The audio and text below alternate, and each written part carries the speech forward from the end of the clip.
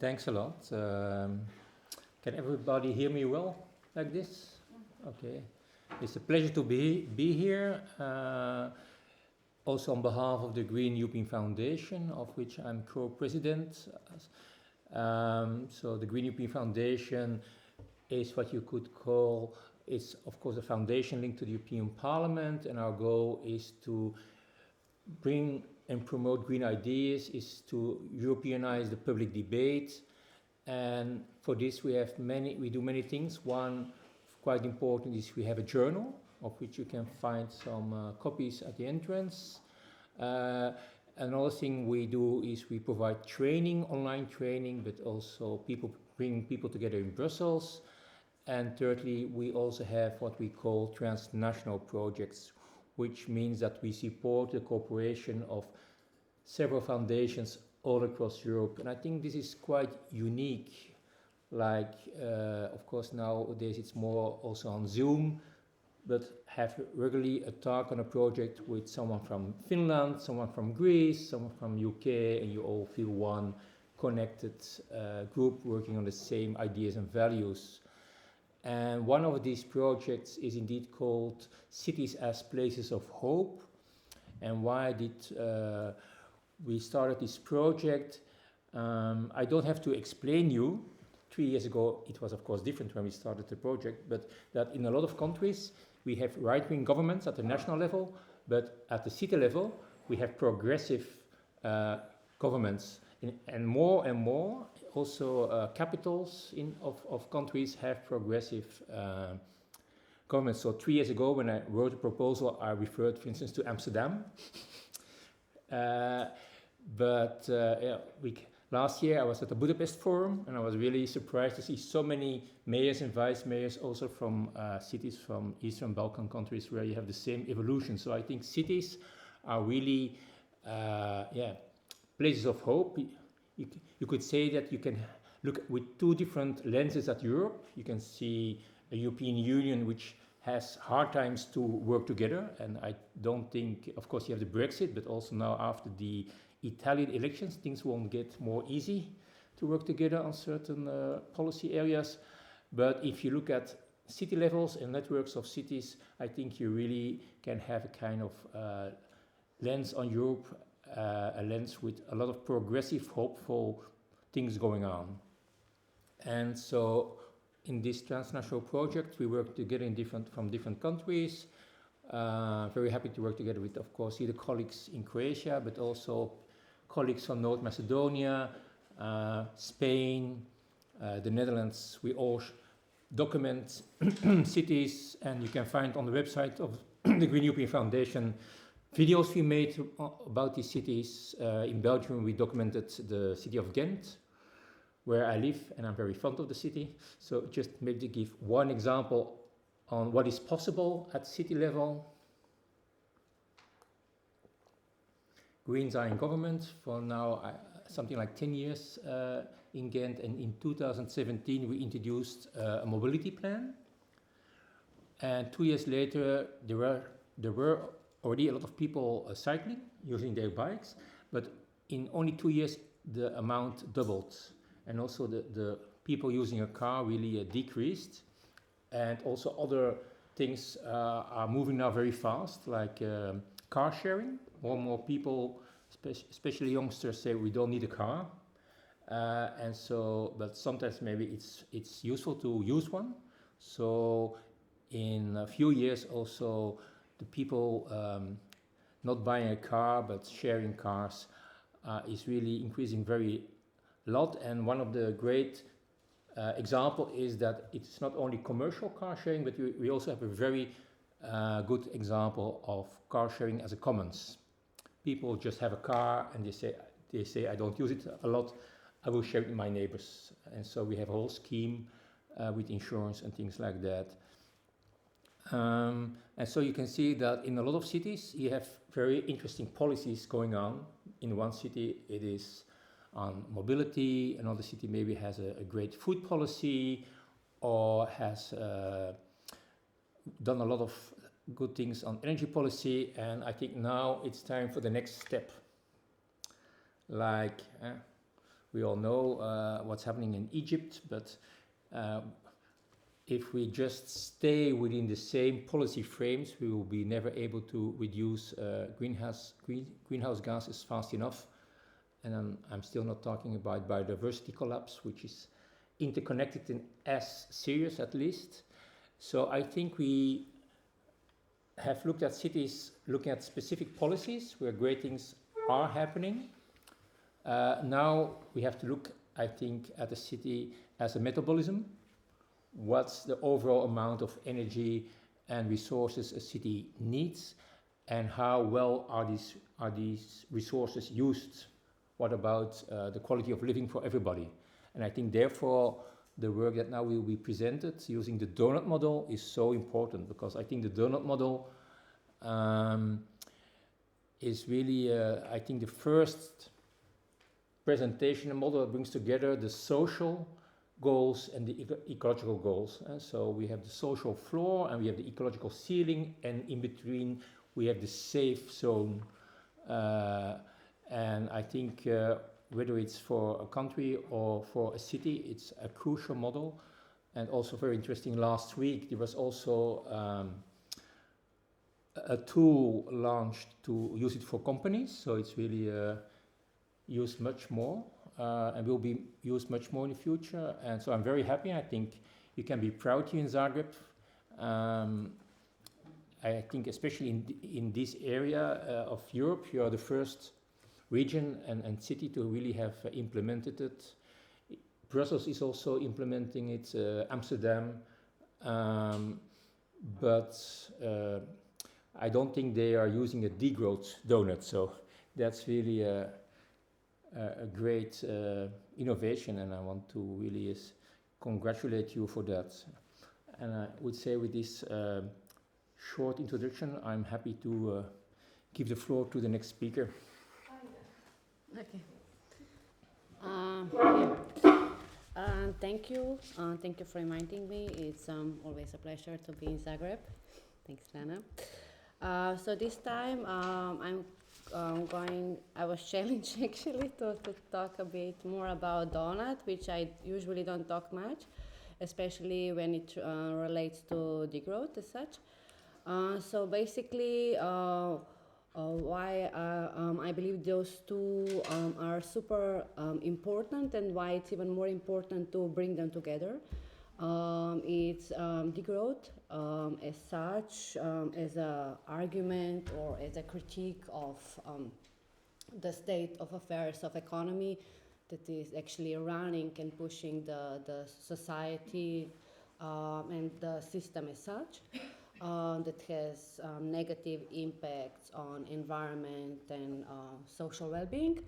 Then when we are looking for some kind of alternative or reply towards that, and having in mind that actually we are living in a constant and never-ending crisis that are actually becoming normality and our everyday reality, then we definitely, when we are asking ourselves very key degrowth question, I would say, it's like, how can we live well within planetary boundaries? Or actually, I even like the better wording, or the wording that I like better is, how can we live well, but not kind of putting the costs or debts on others, environment, and future generations. So in that sense, when we are putting this question on the table and trying to see, the some kind of, if we are ready to say, solutions to that, then we are actually thinking within degrowth framework as such. Because then we acknowledge that the degrowth actually has, the economic growth that is the basis of the system has tremendous negative impacts, and that its main indicator, GDP, is being equalized by development as such, or being equalized as with the meaning of progress, the societal progress. And if we want to basically think within this civilizational question, basically, then we can see that this economic growth as a baseline of social and political life. Then we have basically to resist to it. Or when actually degrowth argues that we have to stop using GDP or even basically to abolish it. So that means that if we are resisting GDP, then we definitely need to go to other direction and look for something else. But to look for something else, actually, we are talking about the definition. We are talking about how we are going to define our development. Because if our key question is about development, so we are looking for a definition for a new development. So in that sense, we don't want a development that is based on economic growth, but on what then? And also we know that we also know why economic growth actually is not equivalent to development, because it does not measure many things. It also ignores many things like ecological systems. It also does not differentiate between good and bad economic activities and so on.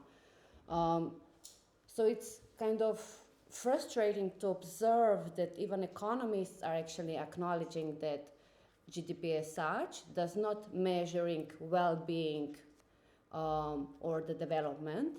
But even so, we are equalizing, not we, but let's say the governments and the system, how it works.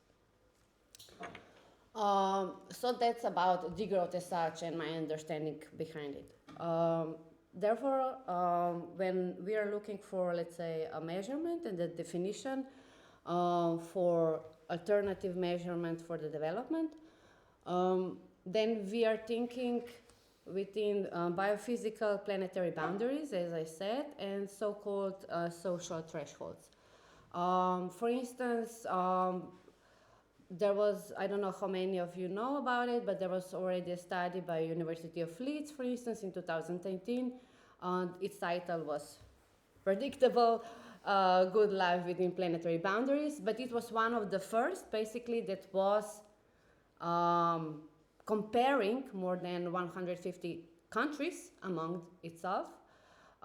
But basically, its milestone and why it's so important that I really think it's good to mention it here, is because the result of this huge study was there is no country in the world that actually would satisfy both of those spheres, in a sense of, spheres of living well, and on the other hand, still living this good life within these planetary boundaries, or biophysical indicators. So the researchers of the study actually find out that the closest to this, that all of these conditions would be fulfilled, is basically, for instance, Vietnam, just maybe for the curious from the audience. So, but if we are going even a step further, doughnut as such is actually, could be used as a great tool that actually is monitoring our progress. And as a tool with, as you know, with two circles or rings, within those two rings there is a safe and just space, and the outer ring actually illustrates the planetary boundaries, and the inner circle actually exemplifies the social threshold. Of course, we can put whatever indicators in it. That's why it could be very dangerous.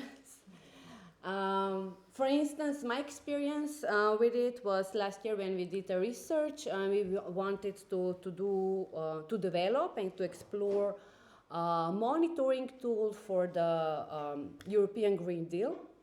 That meant in practice that actually we were mining all sorts of indicators mostly in Eurostat, but also in other official European documents for indicators and their corresponding targets. The idea was to develop actually and to use doughnut.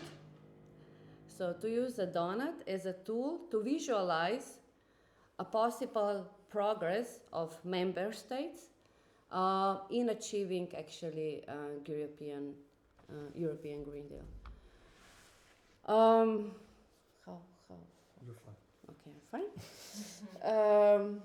So maybe just now I'll have to look a bit more in my notebook, but maybe just a bit of the characteristics out of the work we did and how we actually, besides of using these indicators, one of the challenges that we came up obviously was that it was very difficult to pick very limited number because as you can imagine, if you go to the website of Eurostat, there is like thousands of various indicators.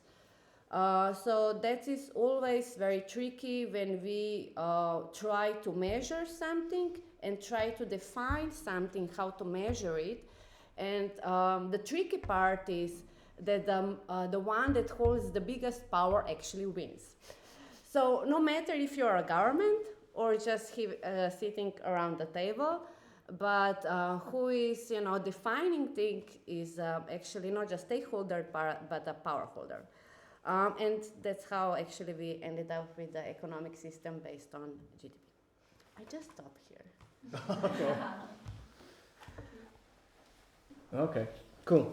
So you can't see the full title, but it doesn't matter. I'm here to tell you about the science of why we develop donuts this way and to do it in 15 minutes without any scientific references, which I've expunged from the presentation I prepared for the university where I'm currently guest researching and lecturing. So there won't be boring stuff, I hope. Okay. Let's see how we get this thing. Probao sam, ne.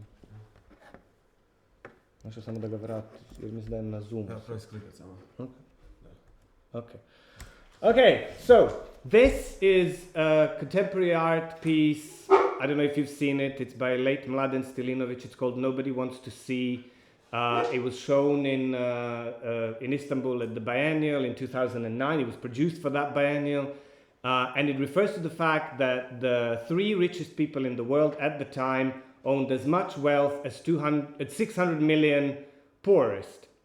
Now, you know these kind of statistics because you hear them from Oxfam, you see the graphs, somebody will do the infographics. But this kind of materiality is required to really hit you. Mladen made a series of these large sheets of paper, I think they're like A1 or whatever largest standard sheet is. On one of them, in the center, a little 3 is printed. That's your 3 richest. And then to show the other 600 million, the comparative 600 million, you need 3s printed back to back on all the papers on the wall and then papers on the crates standing in front. This is the size of the inequality difference in the world today that you can find quoted in reports and stuff, but it really hits you materially when you see that much. I was anal enough to go and check, and yes, when you count the number of 3s on the sides of the paper and calculate blah blah, he didn't just do it off the top of his head, he actually printed the required number of papers. Here's one that I almost stole from Tomislav, but it's the next one that I stole from Tomislav's speech in Pula. This one's from the latest Living Planet report. This isn't the best show, I'm sure that they see it better on Zoom, but this is basically the projected loss of terrestrial and freshwater biodiversity compared to the pre-industrial period at different levels of global warming. Now, the standard shading which you have in most of the countries today, and certainly the zones that were already zones of high development, on the 1 degree that we're warming up now, is below 25%. That's bad enough. That's a quarter of your biodiversity lost. But, you know, it's a price of development. What can we do? With the warming that we're projected to go to like 3 degrees guaranteed so far, and we're likely to go up to 4 as well, you have most of the zones in the world, and especially those which are particularly vulnerable, like Amazon, Congo basins and stuff, going up to over 75% biodiversity loss. That's an ecosystem collapse. You have 3/4 of your biodiversity lost. Most likely, you're going to have an extinction and not just a numerative loss. Interestingly, look at our zone there, tiny little bit, but you can find it by Italy and the Adriatic. We're going for the 75% loss. Why? Because we managed to, in the forests of Bosnia and the mountains of the Dinarids, actually keep enough of the biodiversity so far. But if we're going to push with the heavy warming, we are going to lose it just because of the intensity of climate change. Hey, but it's not just those bunnies and those trees. This is stolen from Tomislav, who's stolen it from another paper. This is a projection on 2 and 2.5 degrees habitability, suitability for humans. Again, Zoom has covered your legend, but trust me, the red zone, especially the deep red, is beyond historically recorded habitability zone. So most of the equatorial zone, and look, the Southeast Asian zone is where most of the human population lives today. That's where humans are. The rest is the periphery. The majority of the human population today is in South and Southeast Asia, and that's in deep red zones as well. That becomes a type of climate that humans have not encountered before. In the climate regime that we are following under Sharm el-Sheikh plans at the moment. Not because they want to, but because that's the best they could get. And then, yes, there were talks about limits to growth, and Gaia Harrington did an update last summer at the time when we were still battling with Corona and elections, and we didn't talk much about it. It was also the silly season when papers only covered it because it was July-August turnover. But she's used the models from original 1970s limits to growth modeling by Donella and people. This is now the most boring science, don't worry, it won't last long. She's updated it with data since the 70s, and she does find that we are actually on the business as usual 2 trajectory, which means we found more resources than they predicted that we'll find in the 70s. We managed to dig better stuff up. We dig stuff that used to be too expensive to dig. But we are aiming for a collapse nonetheless. The red line is where we are today. Before mid-century, we should see the peak of population, food production, and industrial output. She finds that on all models except for a radical transformation sustainable world model, which is equivalent to a degrowth model in a lot of the policies, we are actually pushing for a forced collapse if we continue on the present trajectory. Do you want to discuss it right now, or do you want to wait for the questions? The green is the industrial output. Yeah, sorry, you would have seen it. It's behind the guests on Zoom. The green is the industrial output. The orange dashed is pollution. The yellow is the food. That's peaking right about now, which it is. We are running out of spaces suitable for intense food production, and our currently spaces under food production are losing their productivity because they're over-harvested. The blue is the horrible thing of population. That means we have to start peaking, and we are looking towards peaking and dropping towards the end of the century, and then resources dropping down. It is a simplistic model. They have more complex IAMs, integrated assessment models, but don't worry about that. That's the boring science, and this is supposed to be a good pictures presentation. So we need different mental models, I'd say, and why do we need that? Well, why did I put you under all these stark reminders is because in science today we are told, okay, we can't do anything within the scope that we have. Our binoculars are not able to help us distinguish between the right and wrong, the good and bad, what we need to do. And we must try and train our gaze on the constraints envisioned at the very horizon, so beyond that peak, or incorporating the threat of the peak. So social research, political ecology, and interestingly Micronesian navigators, when training new navigators without modern instruments, would say you have to look beyond the horizon so that you can see the island you're going to. Especially because you've never been there, You have to actually see it in your mind to be able to get there. These are people who traverse the seas, the Pacific, without compass, without the stellar instruments, but just by the winds and the recognition of their local environment. A large important part of that is to try and focus on your directions. That's what we're aiming for scientifically with the donut models. They're not supposed to be a machine like the clockwork here. Our current models are causal mechanical. You put the data in, like clockwork, they tell you what happens out. That's the way you get Geir Harrington's collapse models. What we need to change this is models based on principal theory methodology, and I'll tell you in a minute what that is, and don't worry, there won't be that many quotations, in order to try and rearrange the complex elements that Ajda and Dirk have been talking about. How do we put the ecological with the social, with the cultural, with the idea of good life, etc. So, we do have lessons from history of science in that, and there was a crisis in physics around the start of the century. In 1905, Einstein published a famous paper. What happened? Not a good projector. There's a lot of smoky ether around here. We basically had a reality that failed. By 1905, we experimentally found out that we don't have an ether, a substance that would serve as a reference point through which light and everything else would travel, and we would be moving relative to that, and then we know what motion is. It's basically moving next to the ether. The ether had to be cancelled. There was no ether. So what happened? Well, then Einstein came up with the principal theory methodology. He didn't come up with it. He drew on it from previous research in science, but he kind of brought it to light as a bridging step in paradigm change. He said, basically what you do is you maintain a minimum implicit ontology. You don't make detailed guesswork about how the clock works. You play dumb about objects. You just say, I've got these basic parameters, a framework. You then articulate self-evident principles which constrain change in all phenomena. Now that is almost a quote. I know it might sound like a mouthful, but we need to do it because it's Einstein, so we need to repeat it. But what it means is stick to the simple rules. No extinction, not killing the population, keeping the happiness and reducing the carbon. Let's say those could be those ones.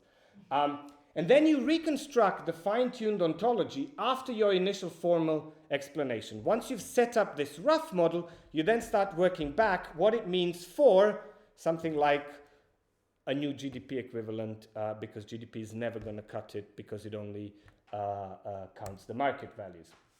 Well, there is theory developing that way. It's not that surprising. So, for instance, Kate Raworth would say, humanity's 21st century challenge is to meet the needs within the blah blah, you can't see it over there, or needs of the planet. Doughnut is a new framing of that challenge. It's a compass that acts for human progress in exactly like Dirk pointed out, in where we need to stay within. And then this is Uli and the degrowthers, a famous group that's published a paper on the social limits to growth. Now, the problem with that idea that Kate has put out is that nature is seen as a limitation of society's ambitions. You want to reach societal foundations, you have these lofty goals, but nature is your enemy. It's your kind of a strict parent who doesn't let you do it. Uli and the degrowthers, it's a complex paper with about 10 authors, by Uli Brand and then pretty much everyone else in the degrowth world. In the paper they called From Planetary to Societal Boundaries, an argument for collectively defined self-limitation. They say that rather than thinking of the planet as bounded, we insist on thinking of the planet as potentially abundant. As long as we can limit ourselves collectively, make space for others to share the resources it has to offer in a responsible way. Also recognizing that living the good life in one context might hinder the possibility of living the good life for others. Now, these are the general principles that we build into the degrowth donut. But why donuts, you might ask? This is maybe a hangover from the more theoretical presentation I had a little bit earlier. Well, because we want primarily to tell a story, an illustrated story by data, about how a society should strive for a fair sustainability in 21st century. We need to select understandable dimensions that are describing what is important, and in a donut picture that's certainly clearer than in a simple scientific data table. We need to specify global constraints, donuts have that built in, and we need to try and quantify what to aim for, a set of target thresholds that we want to. But we need a new perspective of looking at societal sustainability with a smaller throughput footprint, but a minimal loss of social stability and flourishing. But most importantly, we need democratic support and understanding of the science. Doughnut is also a communication tool. This is an anti-vaxxer protest in Croatia, a country that has a large population that doesn't believe an infectious disease is really an infectious disease, nor that the medicines can cure it. And that is seriously a failure of science. That's a social issue. You'll see later we apply donuts to that as well, because we apply donuts to everything nowadays, because that's what we do at IP. But with a tool like a donut, the idea is that you try and communicate the complex science of the radical transition that we require through something that is visually understandable and, I dare say, appealing, but Lana may counter me on that. A long story as to how we got from planetary boundaries to the IP degrowth donut through Rayworth's donut. The story is described in this chapter in the Encyclopedia of World Biomes, where we go step by step both on the science and these visual iterations. Simple thing to say, they really did initiate the first step with the disk of the planetary boundaries. They thought that it communicates better the danger of the tipping points than any kind of data table or a linear graph, because it really had this coloring where you exceed the circle and then you go into the red. You have to understand that there's a lot of complex mathematics and topography going into that, because your numbers are not naturally positioned on this circle. You have to do normalizations and changes of various values so that everything would fit on the same circle, but it does give a potent image. Kate has done a great job with then saying, okay, but that's not your only thing. You're not doing this just because you're evil, humanity. You're doing this because you're trying to attain societal targets. And we tried to use the same logic to say, learning from Uli and the degrowthers, there are tipping points, there are boundaries in the social system that we already know are problematic. Our per capita use of matter and energy, our social distrust, our lack of voting, our lack of participation in the democratic system, are tipping points and boundaries equivalent to the tipping points in nature, which need to be quantified as such. There also are, from the graphs I've shown you at the start of the presentation, there are known restorative actions that we need to do. There are biophysical thresholds that we want to attain in this century, like reforestation, like putting areas under protection, the sort of having national park, wilderness, high protection areas because of restoration of ecosystems. These are no longer theoretical talks. This is something that has to be agreed at the IPBS follow-up to COP27. There has to be a biodiversity COP as well, etc. You read in the news. So we put those things as thresholds as well, so that nature is not just a bounding, constraining factor, it is also something we have to work with to reach sustainability, a fair and flourishing sustainability in the 21st century. Yes, so then it becomes weird, and I'm sure Clara and Tomislav will be able to tell you in detail how weird it gets when they apply it to the zones. But we then, as I told you, think of boundaries both in climate change, in geochemical processes, this is the old boundaries story, but also in democratic ignorance of environmental concerns. So that means that you will have indicators like anthropocentrism. Now that's not the same as your nitrogen cycle, but your cultural anthropocentrism as a dominant social value is an objection to doing action on both climate change, biodiversity loss, because you think we have the right, humans come first, and who, no, I mustn't swear, so we don't care about the 75% biodiversity loss from that previous graph. Democratic deficit perception, another issue. If your population thinks that democracy in your state doesn't work, then they don't go and vote, then they don't engage with it, but then they don't give the legitimacy to the democratic actors to go and then act internationally and stuff. Corruption perception, need I tell you more? I mean, obviously, that just withdraws you from society. There's no point in doing anything. The guys at the top are all bad. They all happen to be guys, etc. Social distrust. We have that a lot with environmental movements. People care and are concerned, but think that they're isolated and think that others are idiots and don't care, and they don't unify and they don't go out together. They don't even go out to protest. But then there's also things like land use conversion, which we really need to think about kind of withdrawing humans from direct impact into nature, because currently we're controlling 75% of the planetary surface, and we're not that great a species to take that much of a space. Hey, but then there's the thresholds as well. You know, we didn't just think of boundaries. We thought of the weird thresholds. So these are the foundations in both nature protection, in restoration, but also good life and social justice. Of course, yeah, easy to find social equity there. You'll find that in the original Raworth donuts as well. We want to remove poverty. We want to provide a level of equality for people alive today. Healthy life expectancy, an important issue. This is not just to say, okay, we can give you 30 years of good life, but then after that, struggle on your own. We need to think of the sensible level of healthy life expectancy and how to get it to everyone, especially when you think about donuts being produced for the states where differences will be great exactly in this indicator. But voter turnout as well. Start participating in your democracy if your democracy is going to mean something. Forested areas, need I say more? We want afforestation, wilderness protection, but then also things like average life satisfaction. You know, how good is your life? I know these things are culturally dependent, but they're also infrastructurally dependent as well. So, in total, we get something that we're still struggling to name outside of the English language. So we're thinking of either a translation of donut as krafna. I propose a jevrek because everyone's so ashamed of the Bosnian pastry, but it's exactly the donut-like pastry that the Americans are using. But then there's things like proposals like life belt because it is circular and it can look like a life belt, except that that might be a bit too dramatic. The idea is, though, that you need to reduce the burdens on current reproduction and increase the potentials on well-being and emancipation. So there are things that you want to raise and increase and grow. So even though it's a degrowth donut, it doesn't just enumerate everything that has to be strangled. But behind our friends on Zoom, you would see also a pointer to the things that we obviously need to reduce. Think of the original planetary boundaries, it's not that difficult. The red wedges then indicate the comparative size of the transgressions and shortfalls. For simpler communication, we make them all red, unlike some other projects like the Leeds project. We make them all red so that you would have the green as good and red as a clear indication of a problem. The simple message that a colleague of ours always advocated in the IP is you must keep the jam in the donut. There should be no jam leaks. So that's, again, remember why the red.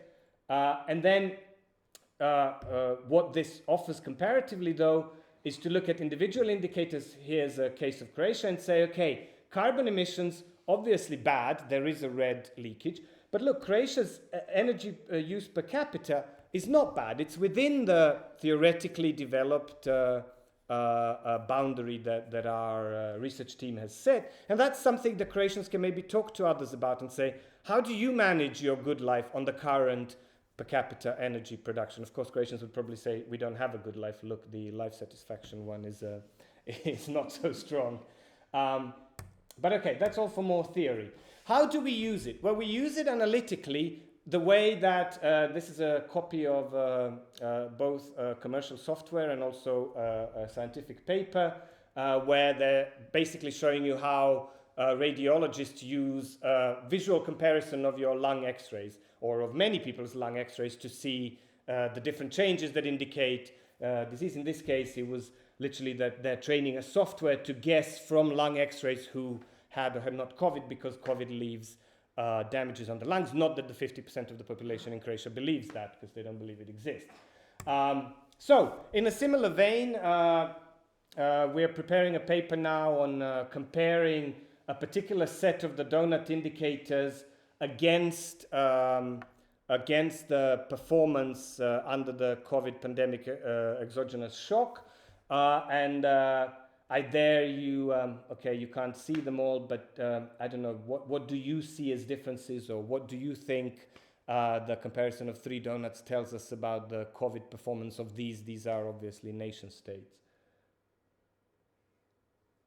Or to add the roulette effect to it, like this. Okay, a particularly pensive audience that doesn't want to play the game. And you can't see. So, this is the good one. We have the good, the bad, and the ugly. This is the low deaths, high vaccination rate. This is something that you would, on a rational causal model, expect from a pandemic attacks a society. The society uses the means to protect itself, both behavioral, like we had behavioral changes, but also any use of medicaments that they can. In the middle, we have the bad, which is high deaths, but also high vaccination as a kind of historical response to that, possibly. And then the last one is the ugly, that's high deaths and low vaccinations. That's a society that doesn't want to play the game at all. Now, I'm sorry about what the camera does, but if you could see here, you would see that with the one that has the highest problem, this is the zone that's highly elevated compared to the other two. And this is the zone where there is democratic deficit perception over the boundary, where there's social distrust over the boundary. This is basically a society that doesn't want to work with itself. Whereas in the others, these things are much lower: distrust, corruption perception, and anthropocentrism, although there are some other things that these societies are richer. This is a slightly shifted arrangement of the donut as well, because this particular, the good society, is burning most carbon and has a high financialization of household economies. So these are people with high money flows and also a lot of fossil energy utilization, i.e. they're richer. So that also plays as a factor. But here's another one to compare. Don't worry what you're not seeing here. It says A. So these are two countries to compare. Another illustration of the way we use donuts. And again, a question for you here is maybe which one do you think is richer and which one do you think is poorer out of these two? In which sense? Money-wise, yeah. B is poor, A is rich. Okay, you might be right. I've tried to help you with these, but they're not. So just to see, these are their emissions, land use intensities, the forested area, the average happinesses. So your poorer ones, right, are happier because their life satisfaction shortfall literally doesn't exist. It's so thin that it doesn't. Whereas on your richer one, there's greater unhappiness. But also look weirdly, forget the working hours, that's always an easy one, but household debt. Okay, my lines are not good on this projection, but DR is your household debt. So this one, so here, huge household debt compared to the average earning of households. Okay, these are all averages, national, etc. You know, this kind of data starts to get tricky pretty soon when you try and disaggregate from national averages. Virtually no household debt here. But hey, this wouldn't be a nice quiz show if there wasn't a reveal. So this isn't a reveal, but this might be a reveal. Basically, your country A is poorer, and it was Turkey, and your country B is richer, and it was Sweden. Sweden has a high household debt compared to incomes. Again, financialized economy, lots of nice flows. You can get things on the credit card. Turkey, much lower debt level simply because of more traditional economy, but etc. Now you can do. But now you see the way we want to instrumentalize analytically the use of the donut image for ready-made and quick comparisons and quick analytics to then look into greater details into differences. Obviously, this has to be done at larger samples, even because two countries may be good for a dialogue, but you need 10, 20, 30 for any kind of trend comparison. Now, a lot more, that and a lot more will be talked about at the conference coming up next summer in Zagreb. But I have already overstepped all the time that Lana's allocated to me. Thank you very much for your patience. So not being exactly sure what everyone would be talking about, I tried to be a bit original and talk about scale, which is kind of the underlying question of why did I start to focus on regional donuts, where there are city donuts and national donuts that are quite kind of common to use. And just to structure a little bit the conversation, I have 3 questions that I'm going to try to answer, or well, at least explore with you. The first question is, what do we mean by scaling the donut? Kind of basic. We need to do that. And then how were regional donut frame at IP? So during the fellowship, what was the sort of framework that was built? And then what are the potential and shortcomings of such framework? So quite simple, and we will go through the 3 questions. So the first one about scale. So the Donut Action Lab has kind of put that hat of like bringing the donut into different policy space. They have quite an extensive website, though it's not a degrowth donut, so maybe we shouldn't advertise it as much as the website that we have at IP. But yeah, basically they encourage that the framework should be used at all levels, from the global to the neighborhood level.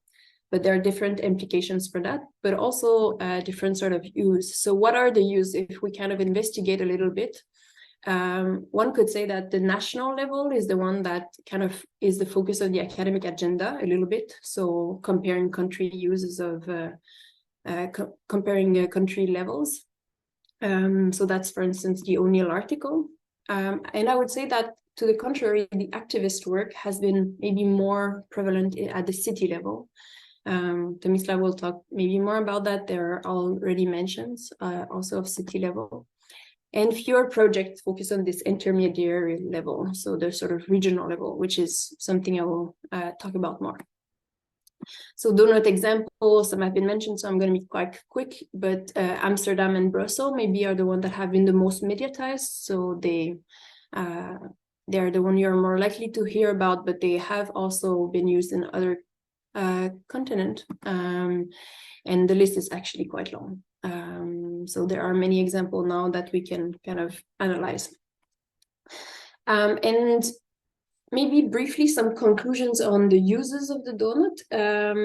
I would say that the academic and the activist world use it somehow differently, and that is also linked to different type of context and environment or constraints that are kind of shaping academic and activist space. So in the design of the donut, the academic space sort of has the puzzle of universality. In order to have research validity, often there is a sort of large focus made on the fact that it must be relevant for many contexts. So the indicator has to be kind of universal. But this is not really necessarily a constraint for the activist level, not because they're less rigorous, but maybe because they can say our aim is not actually to have a universal take on what the situation is, but maybe to set what are the local objectives that we want to have. And given a certain local context, we might want to illustrate and have this mental representation of different type of objective, including maybe more justice dimension or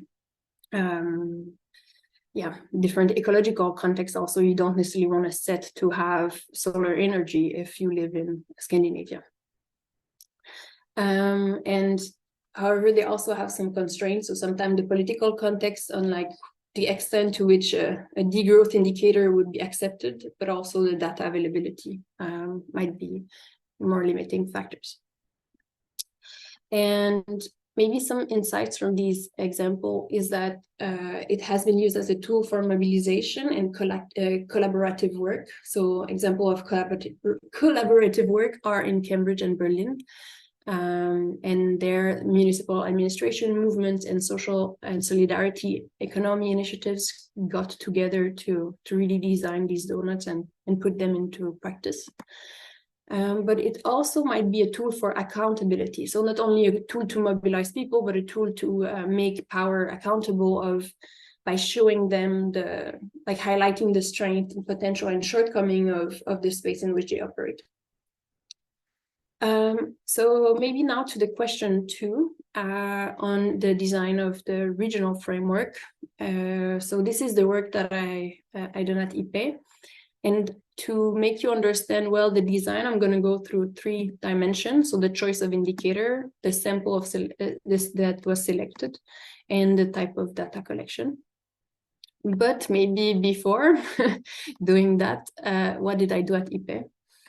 Basically, it was really trying to create this regional donut framework, and the proposed framework really aimed to represent these kind of regional dynamics, so sub-country level, but not city level only, so also including maybe more rural spaces, and also informing policy.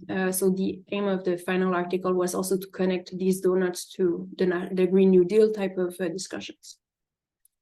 And so to do that, I also compiled data for France and the US, which illustrates these national disparities. And with the help of an intern, I also, Jenny, she helped me with creating donuts also for Croatia.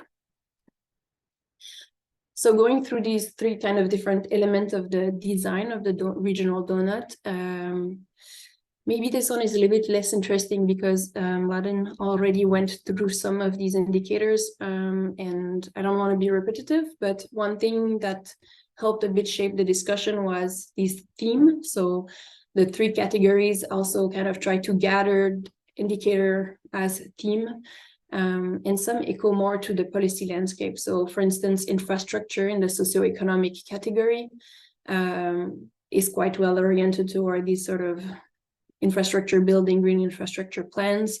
And then it allows to kind of echo the discussion and like point to like, this is where you have to look at in the donut if you want to think about these issues. For the sample selection, basically, I don't want to be too theoretical, but the idea was really to have a balanced representation of a country. So for doing that, there was the aim to have different type of agglomeration, so rural and urban, with small, medium, and large cities being represented in the sample. And also noticing that maybe big cities could actually be divided. So poorer suburbs shouldn't be merged to the downtown region. So by demerging them, you basically have a bit of a better sense of what the state of things are. So Manhattan and the Bronx aren't the same necessarily socio-metabolic system, so they need to be a bit disaggregated. Also, the aim was to represent different sort of industrial development, so post-industrial, resource-dependent, diversified, or agricultural industries being maybe more dominant in some region. And vulnerability to climate change, so some regions are more exposed to the risk, and the coastal region or other type of regions like that. And also different political affiliation. So the sample selected those things. And then we collected data. So this is Jenny next to me, who helped a lot. And so basically the data was not all in 2008, the year before I started the selection. So it was really 2012 to 2008 that there was a certain range of things in creating the donuts. And the sources were very diverse, but maybe it's not that interesting that I list them all. And yeah, Jenny really helped with the Croatian donuts. So this is the sort of result it gives. I don't want to read the whole thing now because the discussion could be extensive, and also I want to talk a bit more about scale. So, but this is how it looks like, and we thought it was quite interesting to actually have post-industrial town as a separated category. These are the people also who are kind of accused to resist environmental policies, but this is a discussion where actually we would say their socioeconomic vulnerability might be the cause of some resistance, not necessarily due to aversion to environmental policies, but rather to precarity that leads to a certain other set of priority. And in order to do a just transition, these needs to be taken into account. So going to the last question, the potential and shortcoming of such framework. So in order to really go and talk the potential and shortcoming, I sort of have to go back to the rationale of why this donut was created. And after I'll just, in light of this rationale, was it successful or not? So going to the rationale, the general one of the donut framework has been outlined already, but it's good to remind some of the key points. So it's a visual representation. It's a tool to reflect on the transition process. How far are we from the safe and just operating space? Also, it accounts the holistic nature of sustainability in that way it shifts the discussion beyond the GDP or like growth type of economic discussions. And it inquires on how to measure and frame development in the global north, global south. We can do this comparison with the national donuts. And by going at the regional level, these were my aims. So first, history matters. So there is within country variation in how history affects the development or the evolutions of this place. So in that sense, industrial history differs, but also ecosystem differs. The type of challenge of the national level are not necessarily represented in the different sub-national realities. So in order to represent these diverse realities, we need different type of donuts. Also, maybe that's a little bit of a critique to people who focus solely on the city level, is that there is a certain bias toward sort of municipal focus or urban focus that distorts the vision of what sustainability really is. And one example of this distortion could be sort of well-intended progressive who advocate for a bike as the only sole way of transport. It's a bit simplistic, but it's important to say, okay, maybe cars are essential at some point, or like public transport, but what does it actually entail? It's not just you take your bike to go somewhere. So this kind of focus on urban solutions to the climate crisis should also be put in perspective to the regional, different sort of regional context. And then there's also maybe a poor understanding on how we divide responsibility between regions. And by that, I mean that some region might be the one in charge of producing green energy. Others might be in charge of making agricultural farming, but we need to think about them maybe in relation to each other, and it can be an interesting dynamic game to do. Yeah. So I'll just go a bit to how successful was it. So in summary, these are the kind of 40 points that I've mentioned. On the first one, that like regional and industrial history differs, I would say that the framework that was built was not necessarily successful at completely understanding that, because it's quite static. So by giving a photo, a snapshot of the situation at point X, you lose a lot of the kind of underlying mechanism or root causes or evolution of the system. So in that sense, no, it was not successful. There is a need for further understanding, dynamic understanding of how the indicators are interconnected. On the two subsequent objectives, or like rationale, I would say that maybe this was a bit more successful. So it allows to shift the look to look at maybe shift the focus to other level, break some of these bias. And for the last criteria, I think it needs more work, it needs further research. And it's quite interesting, actually. There is quite a lot of set of questions that can emerge from this. So how is it exactly that one region might be responsible for a certain aspect of sustainability and the other one kind of can connect to another region, feeding in with solar panel energy type of thing, or also having different type of responsibilities and divisions of role within a sustainability objective.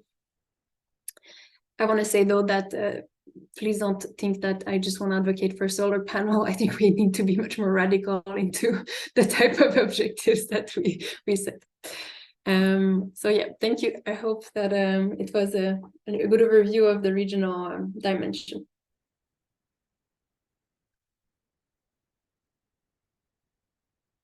Well, thank you, Lana, for the introduction.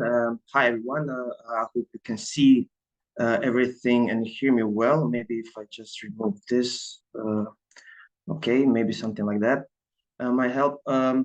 Okay, thank you for inviting me, and especially thanks to all previous presenters for their interesting talks and insights and the framing, which I won't be getting much into the theory.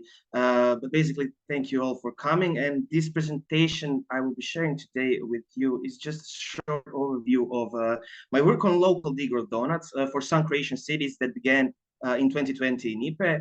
And it was in a way a good time for such test methods, as it was a time when COVID happened in Croatia, and there was also a major earthquake in Zagreb in that period, which in a way sort of helped make the themes of breakdown and collapse much more realistic and vivid.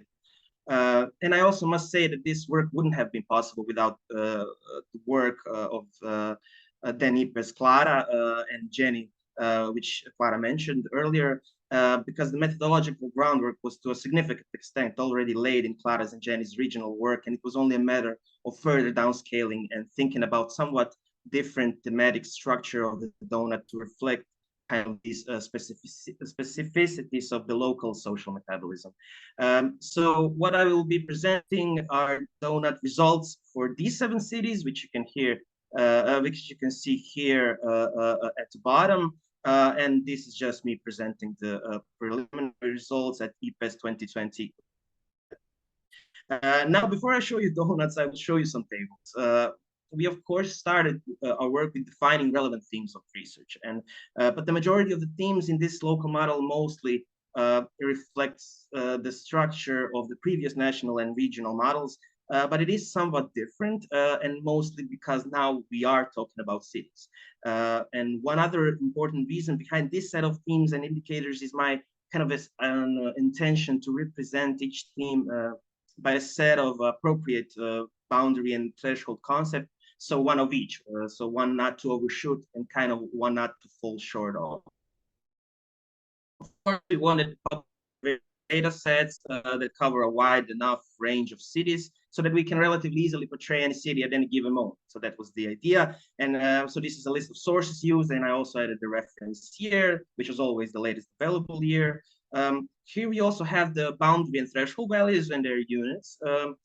And as you can see, we have combined data from scientific papers, international research programs, EU level reports, state level reports, the latest census, and even official websites. So this is Clara for calculating index values for drawing donuts. And we could spend a lot of time actually talking about only this table and specific steps in calculating specific indicators, about some limitations considering the construct validity of certain indicators, data availability, and so on. But here I just wanted to show the quantitative background of donuts and kind of already hint at the prevalence of negative outcomes that being highlighted. And also, before I show results, just briefly to show you how an ideal donut would look like, or maybe to say how an ideal city would look like if it were a donut. And here we can see where our teams are placed within the framework. And here, when this happens, finally, we have specific indicators replacing themes. And again, this is how our donuts for cities should look like, but they won't, because actually of this analyzed city achieves sustainability in this sense, which brings us finally to the main part, which is our results.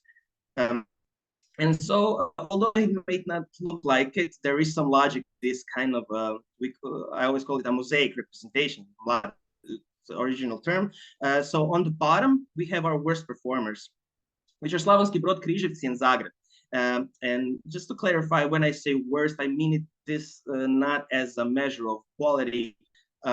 Worst in this case simply means the total number of transgressions in relation to a national average, which is represented here for this purpose developed national donut model, which is here at the center.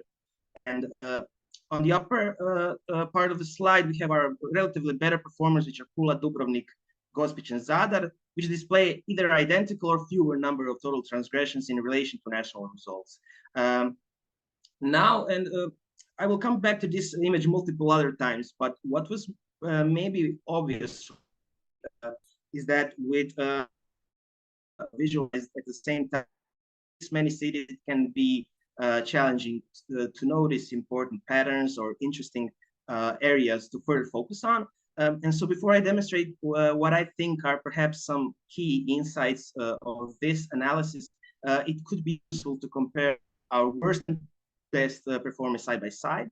And I also have included these tables just so we remember what I'm referring to by saying worse and better.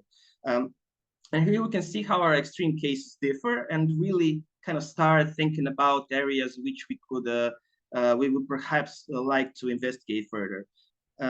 Obviously, Slavonski Brod with the highest number of transgression sample displays major overshoots in every analyzed segment, with also higher intensity of transgression in almost every indicator when compared to the national model. And interestingly, alongside maybe Pula, Slavonski Brod shows perhaps greatest sustainability in the socioeconomic segment.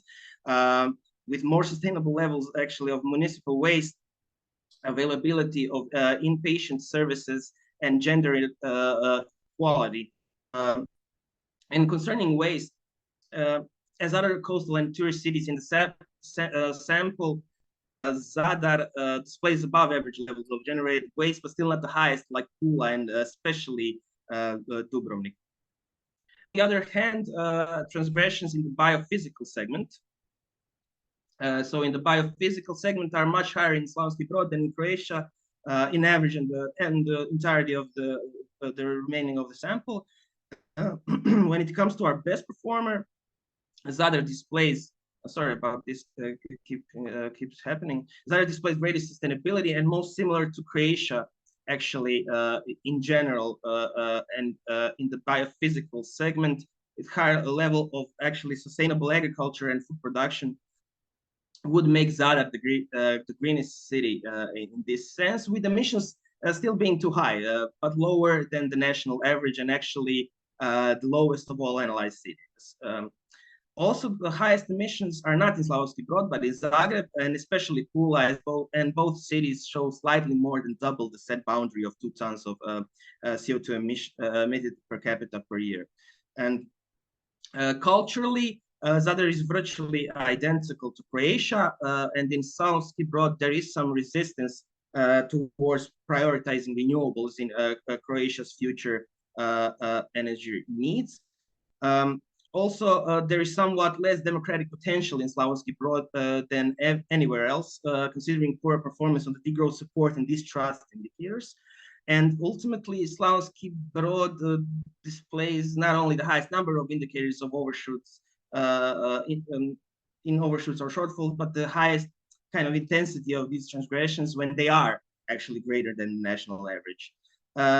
And in this segment, Zagreb is actually the best performer, with a fairly visible overshoot on the degrowth support indicator and the lowest actually levels of social distrust and life dissatisfaction of all cities.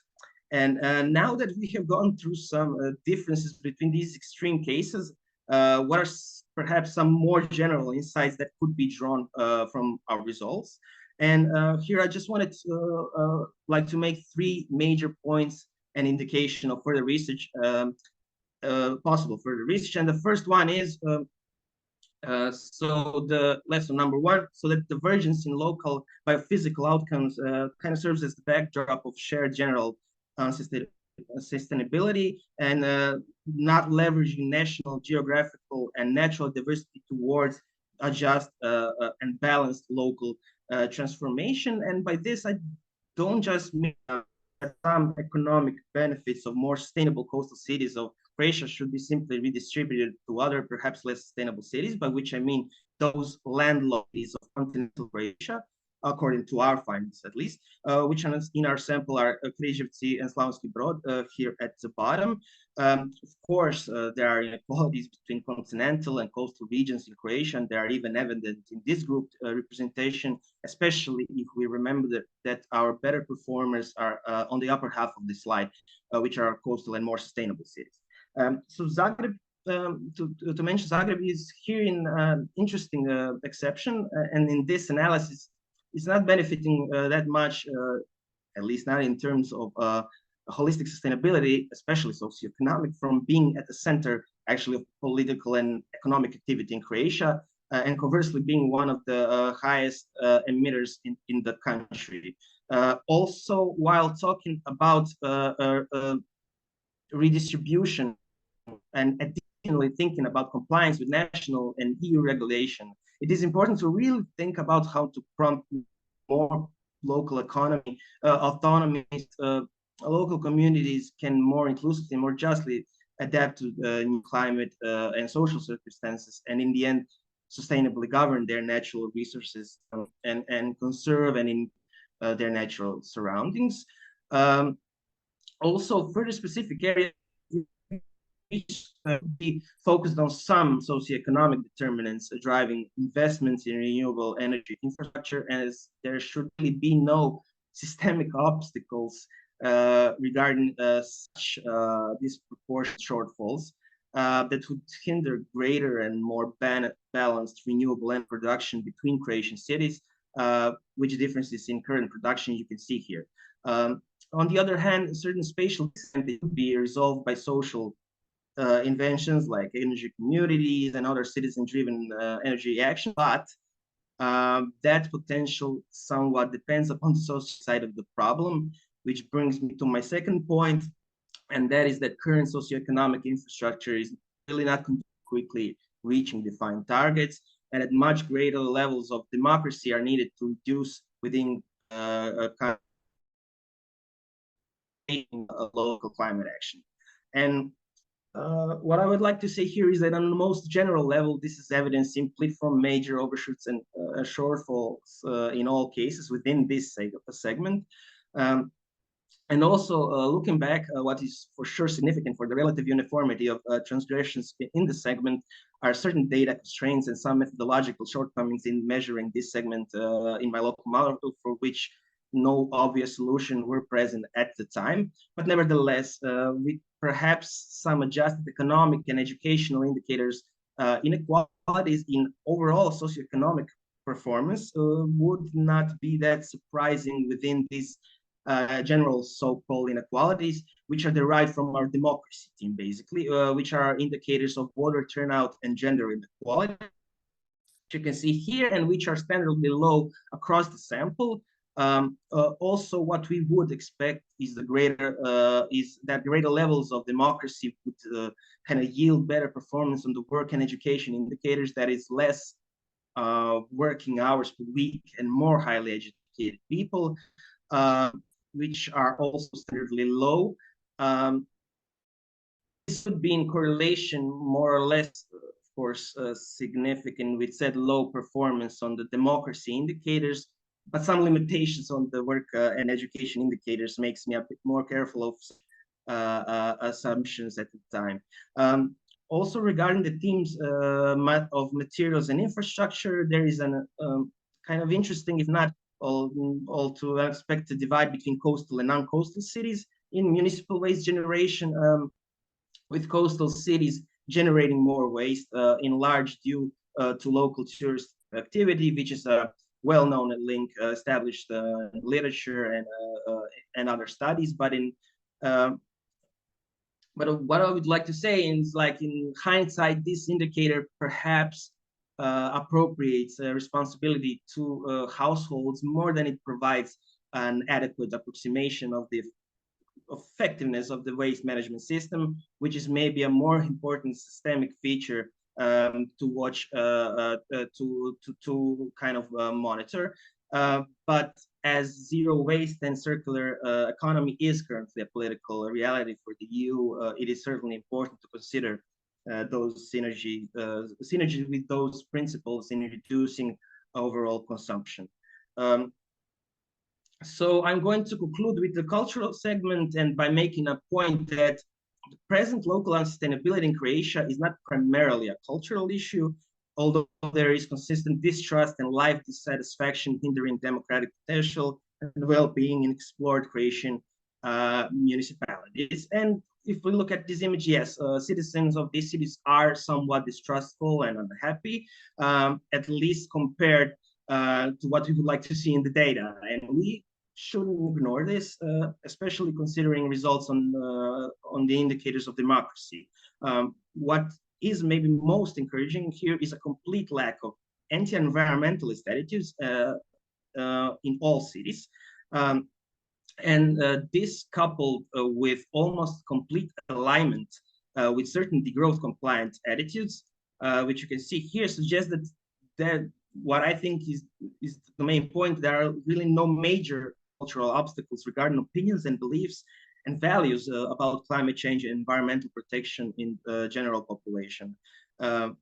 Actually, new results of a nationally representative survey on such attitudes in Croatia in 2021 also suggests a high general level of environmental concern and care in Croatia. And in 2021, actually, extremely concerned citizens in Croatia finally make up the majority of the population. And those who are not at all concerned make up less than 10% compared to the results 10 years ago when they were almost a quarter of the sample. And there are some other results that support this trend kind of in growth of environmentalism and sort of greening of social values, if you will. So my main question here is if there are no obstacles, of course, in this sense, why aren't cities doing more? And the obvious answer perhaps lies in simply low levels of democracy and perhaps lack of clear vision on how to move forward on all levels of the decision making. And I find this to be true not only for the general population, which shows in this new 2021 ISSP research a lack of understanding about the origins of the crisis, and let's call it confusion or at least inconsistencies about some strategies and models on how to deal with it from their perspective. On the other hand, some more positive results suggest that they pretty much recognize that a real change is not, to the greatest extent, a question of personal choice, of greening of their consumption and behavior habits and so on, but it is more of a question of assigning responsibility to local and national authorities from which they actually expect most in the energy transition to come in particular. And finally, to conclude, I would say that we do need bottom-up participation, and to do this, we need to educate more and continue talking to each other and those in places of power, but to adequately respond to the crisis in time we need, at the same time, to demand more ambition and more action from leadership, demanded to really provide instruments and remove barriers in empowering local communities that, by making perhaps themselves sustainable and resilient, could not only contribute to overall such efforts, but could become hubs of these good practices and take perhaps the lead on climate action to, to kind of demonstrate maybe more realistically achievable models of sustainability and resilience at the present time. So with this, I'm going to stop. I apologize if I overshoot the boundary of the allotted time, and thank you kindly for the attention. And perhaps I'll hand the word back over to Lana to maybe open up a discussion. Well, I want to say how happy I am to see the work of Clara and Tomislav several years down the line, because to me, I know I've been with this topic longer, but to me it was really clear and really interesting, both in challenges and presentations of what it can do.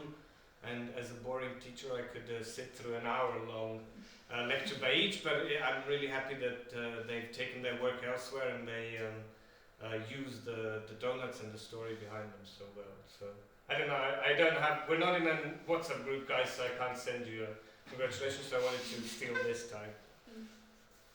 I have one question, maybe a few of them.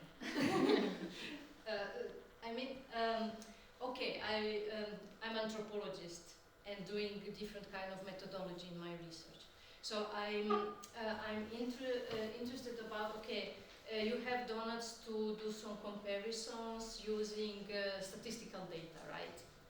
And after having this nice visual presentation, which are really, I think, helpful to realize the differences between what you are comparing, how do you more precisely recognize which are particular problems in particular region to make changes? So do you then go to talk to people like we anthropologists do? Or we don't do any of that because there hasn't been an opportunity yet, as this is new. I wonder if Clara and Tomislav have different suggestions, but as I told you, my idea was that it's a communication tool. Like what you've seen in Tomislav's presentation, Gospić is the most democratic city in Croatia. It's got a great voter turnout and lowest gender inequality. Now that's probably because gender inequality is not justly moved towards equality, but we used an indicator of women in political representation. Now, if Gospić has 5 people in some political representation, 2 may be women, but it doesn't mean that it's a great gender equality in the city. But it's a talking point to talk to that community. Now, we have, throughout the COVID pandemic, and I think that's a great hindrance, tried to start collaborative projects where precisely we would get the funding for larger citizen deliberation groups where you come up with the initial presentation like this. You talk about what it means qualitatively, you talk about possible strategies that could come out of it, because again, qualitatively, there's a lot of differences hidden behind the data. Clara's also pointed out, we forget the history. Your post-industrial regions will be dirtier and poorer, but they've already given their best to the nation by industrial development, and now they're just these unhappy, dirty spaces, and we can point the finger and say you're polluted. But they're not polluted because individually people living there now decided to be polluters. They're largely polluted because of the development model all of us, or all of them in the state at least, benefited from for the last 50 years. So there's a conversation to be had about that, whose pollution it is and how it moves. Likewise with municipal waste in tourist cities. For the first time you see it quantitatively like this. But this is the garbage left by our guests. Our urban, because we use per capita measure of the waste, our tourist cities have greater municipal waste than in Zagreb per capita, because they're small towns with a lot of guests who just also through the tourist activity dump a lot of garbage. That needs to be talked about to develop policies. And then finally, and I do this with the students when I teach on rare occasions, there should be a conversation about, did we choose the right data? Often people in local communities will know about better. First, they come up with ideas, like we would like to see this. Then you have problems of something not being quantified. But sometimes things are, or they could be. You could do a new survey. You could ask the municipality to reel out the numbers and stuff. So that's all, that's the next anthropological step, which is the only meaningful way, if we're not going to be fascists, to approach policy action on this matter. I'm telling you we need radical transformation. But if you just ask me to design you a radical transformation from the donuts, it's going to be terribly top-down and you're not going to necessarily like it. You need the local people to talk about, okay, if the experts have given me this snapshot, what do we do? And Dirk's skeptical about the potential of that. No, I just... But have there been in Croatia any examples of any kind of implementation? The research from the research it's still in a pilot. I mean, yeah. So maybe I just want to add one thing, which is maybe then also something we can do the coming years, is that in the book The Donut Economy, there is not only the description of the donuts, which now has been presented and used very wisely. Kate Robert also presents a kind of vision how to transform our economies so that our donut gets better every year. And I think this is something which is not yet grasped enough. And the more I read it, I think the more powerful I find it, because it's we saw in the slides the importance of a narrative, a horizon, and so in the book it's mentioned we need an economy which is distributive and generative by design, and I think these are really two very powerful principles you can use to have look at national or urban economy and to see what kind of developments we need, what kind of activities we need less. So I think this is something, because it has been said, a donut is a kind of picture of a year, and so the next question is how can we have a better picture within 5 years, and I think there we can look how to use these two principles, distributive and generative by design, to change your national, regional, or urban economy. So, sorry for occupying the time, but just one more question for you. You're from Belgium, right? yes. Is there in Belgium more space for communication with people on power to implement then some findings made from these researches, or it's? I mean, do you manage to do it without looking at GDP as main factor, which is followed to show growth actually, and using this. I hope I understand your question right. That, so Brussels has adopted the donut model, but I don't think it's already that important in the public debate.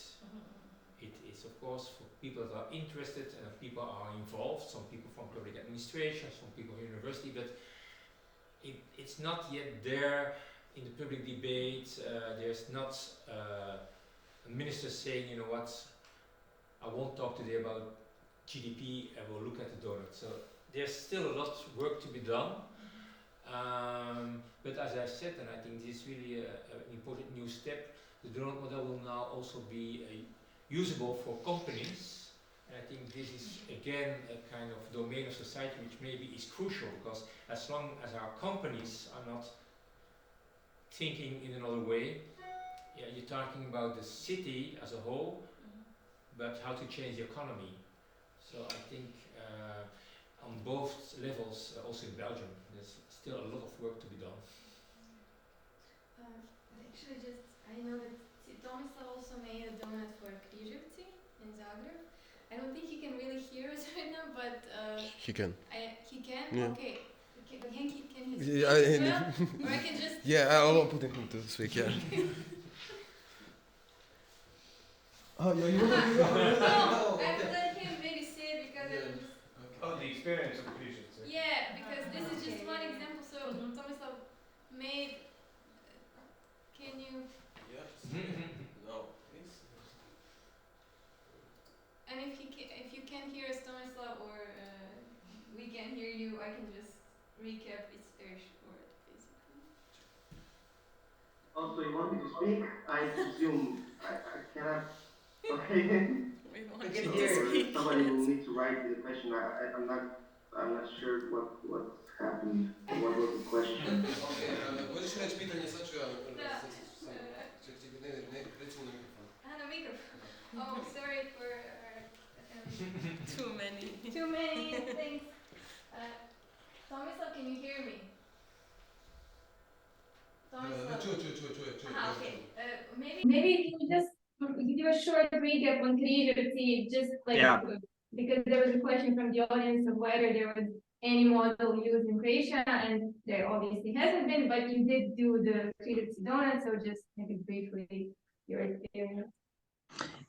Yeah, so Križevci was one example of actually a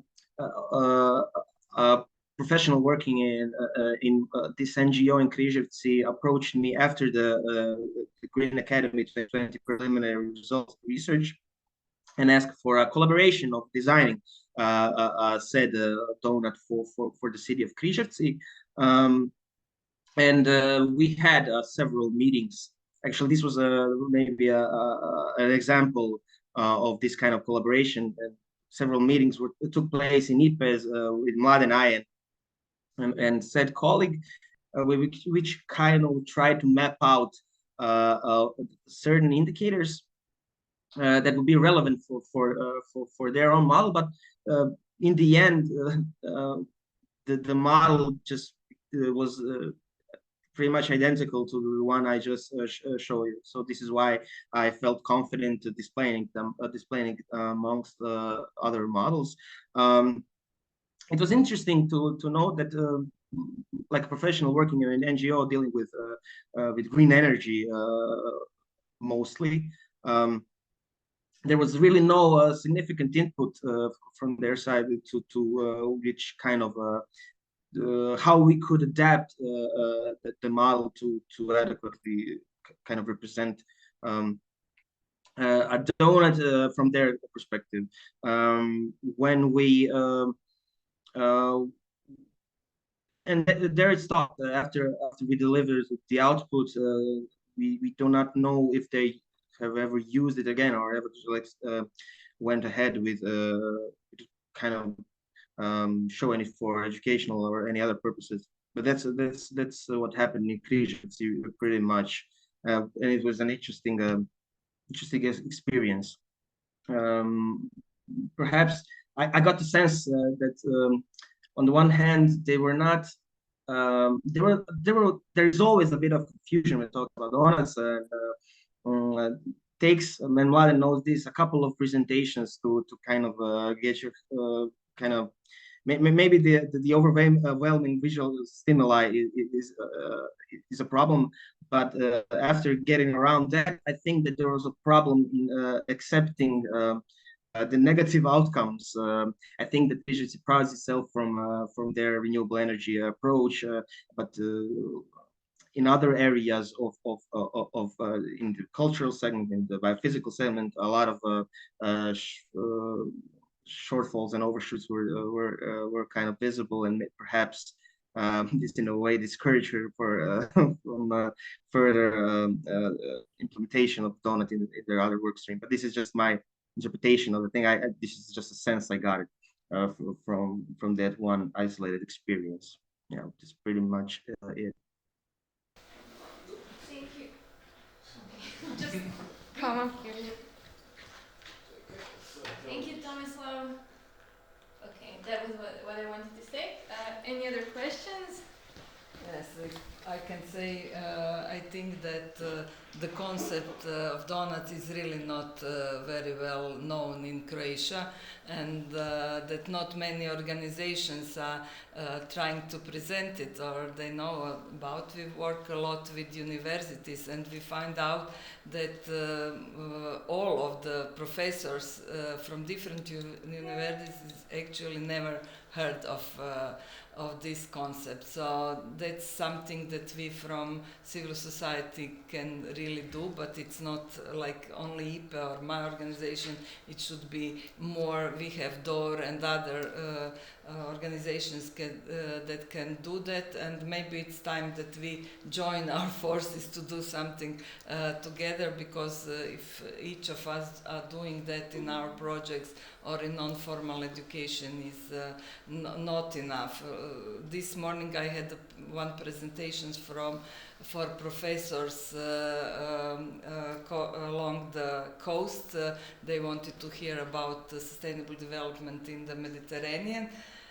And I mean, the level is such that I really can't mention beyond GDP or donuts. I mean, but they were interested. So, I mean, there is a space for promoting things further. And what Tomislav also mentioned, this bottom-up approach, I think it's very important. We do a lot of such things, for example, dialogue on mobility. But the problem is that we organize it in the afternoon for the citizens, but then nobody from the city comes. So I just want to mention we had one 4-year project with city of Ghent.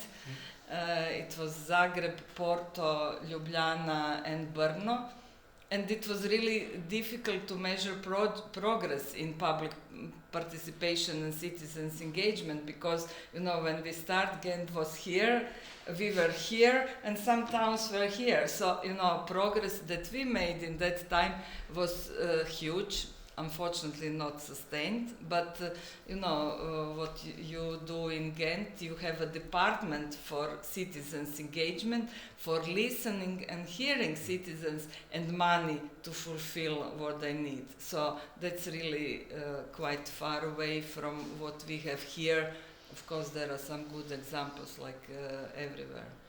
I would like to react to the 2 points, but the first, because it's a personal thing we did with Oikos, our the think tank I'm director of. So when the book of Kate Ware, The Doughnut Economy, was published, we invited Kate Ware to Brussels, and I organized, together with Triodos, an ethical bank, a meeting with all professors of economy. And I can tell you, this first meeting was a bit also awkward, because, these are professors, 10, 20 years telling the truth to their students. And now there's this lady from England, not a professor, telling that, not just presenting the doughnut, but if you read her book, it's a deconstruction of economics. It's telling what you are teaching is rubbish. And so the first, it was a bit uneasy, but people were polite, because Then a few days later she went to the Netherlands, and there she was really, professors shouted at her, really, in public, like, and then the book was translated into Dutch, and so we invited her a second time. We did again a seminar with professors, and already with some of them there was a kind of change of their mind, kind of openness. And the funny, well, not the funny thing is, but it can be a success story, therefore I want to tell it. So it's 4 years later now, and what happened is that at the University of Ghent they revised their basic handbook of macroeconomics. There's now a chapter on donut economy, and the University of Leuven awarded last year honorary doctorate. So this doesn't mean that the basic of the education in the Faculty of Economy have changed with all professors, but it's really opening up minds and step by step really having a change. Yeah, that's why I say we have to do something. Yeah, you really have to do it, because I can tell you after the first meeting I was like, and then to put it even in a longer perspective, the first book we think we introduced in Belgium about another vision on economy was Tim Jackson, Prosperity Without Growth. Yes. It's years before, and we organized in every university city a debate. First, it was hard to find a professor of economy that wanted to participate.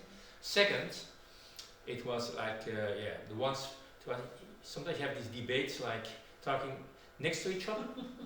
So it's really investing in those debates, but it's crucial, of course, because what students get taught in the Faculty of Economy is crucial, because within 10 years they are the researchers and then the professors. And so I would really... Also with the industry. My husband is in the industry, and recently he came in, oh, thank you for that book, it was really good, but actually I didn't give him, because I didn't know that he would be interested. He found it and read it, and he started to think differently. Well, so then you should tell to your husband, it was webinar last week, but it has been recorded, so you can find it on the website of the organization of art, a specific tool developed so companies can implement the donut. Yeah. But I think Ajda and Clara can tell us a bit about their attempt to change these things in economics in our countries, because it's more than, there's also, I think the student body is demanding, not just to be taught, but to actually discuss what they've taught themselves. And I think when Clara was here, she, I remember that one had a lot of problems. Clara is a member of Reteaching Economics group and is now a student representative in Ecological Economics European Society. But Ajda's been fighting with the faculties in Slovenia as well to try and bring degrowth and ecological economics on the agenda. Yeah, I mean, I would agree with you that actually I see donut as really as a starting point, or as a testing ground, basically. Is exploration, that we know that there is something to solid there, but of course it's not like a perfect tool.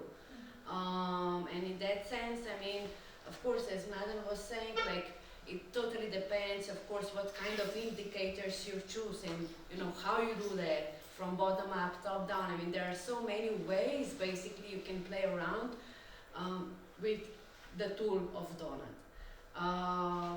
But it's also a very powerful tool, because actually if we, you know, have a knowledge of that we are living in a systemic crisis, this is actually a perfect tool that actually resonates with the system as such, because it offers really so many, you know, like it was shown, like, you know, you have indicators put under the topics, and, you know, you have also, you can change things, and, you know, you can play around it. You can have one donut on a local level, regional, EU level, you know, it really, I think it's a really good starting point, and I think we should be like optimistic about it, but yeah, nobody knows where it will take us. But definitely, I mean, as you were saying, you know, what is happening, you know, on the policy level and so, I mean, for instance, when we were doing this donut for the European Green Deal, it was meant to be sold to the European Commission, like to different departments, for instance. Also including like Eurostat and so on, so ECOFIN and European Financial and Monetary Department, not just environmental one and so on, so also to understand where the power lies, and especially look for the entering points and looking for allies, and then maybe as anyway civil society is kind of proof to know how to actually maneuver around different stakeholders, and which buttons to press if you want to open the doors. So in that sense, I think it's a very long way to go, but I think, it's totally worth it. Or in a sense that it's actually one of really seldom, if not like almost the only tool that actually kind of offers this kind of approach. Yeah, I think that even people from humanities would much faster accept it and understand it than people from economy or engineers. But then I'm coming from natural sciences, and my worries come from this side. What happens with the natural sciences? That's the part I'm really worried, because you have to, as policymakers or creating new ideas, concepts of economy that kind of touch also the biophysical sphere. You need natural sciences, and then you go to natural scientists, but they are already colonized with electric cars, Elon Musk, techno-optimism in a sense. So look how bright Twitter is doing.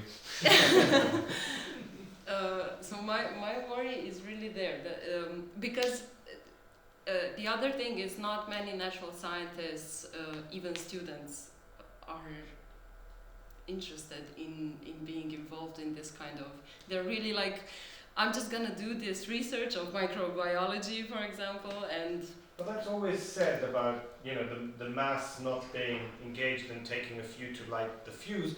But the natural sciences faculty had a degrowth poster inviting to an extinction rebellion. They were the only ones, ever since we published the book, the only ones who used the creation term correctly. It's time to grow up. And Facebook does it to translations of Ajda's Facebook post as well.